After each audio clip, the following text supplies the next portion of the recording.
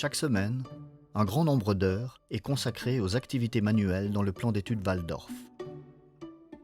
Depuis les premières classes, même au jardin d'enfants, les mains des élèves sont appelées à toucher, à élaborer, à tricoter, à raboter, à vanner, à forger, à modeler.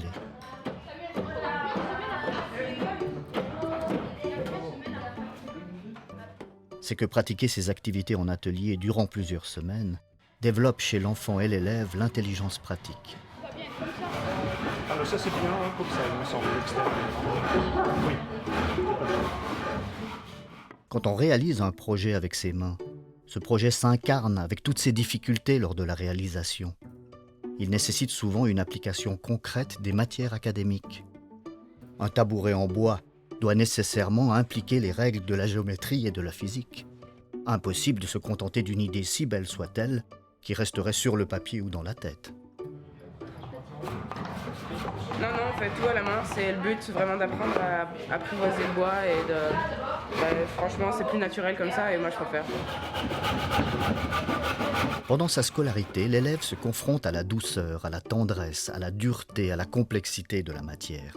Que ce soit la laine, le bois, le cuivre, le fer, la corde, le cuir, le tissu, la terre, la cire. Je suis en train de resserrer tous les brins pour pouvoir donner une bonne forme au panier. Au moment où on commence à se serrer, on peut définir la bonne forme, la forme qu'on voudrait. Ici ?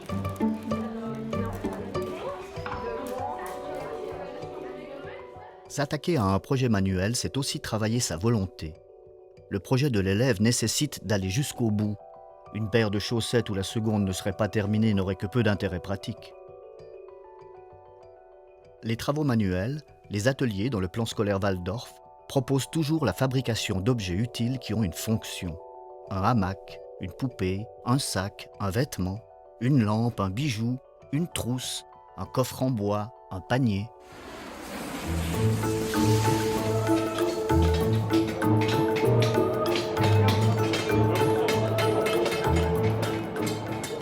L'objet utile sera travaillé, développé, réalisé avec un grand sens de l'esthétique, où l'élève pourra s'exprimer dans les couleurs, les motifs, les ajouts et le choix des matières pour des réalisations plus complexes.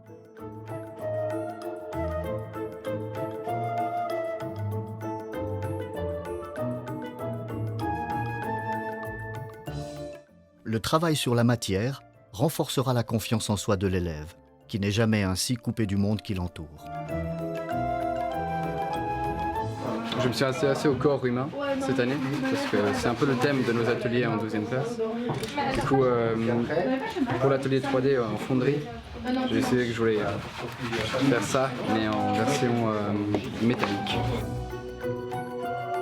Là, je vais mettre la pièce en latex souvent pour pouvoir mettre la cire et transformer cette bout de latex comme celui-là, mais du coup en cire.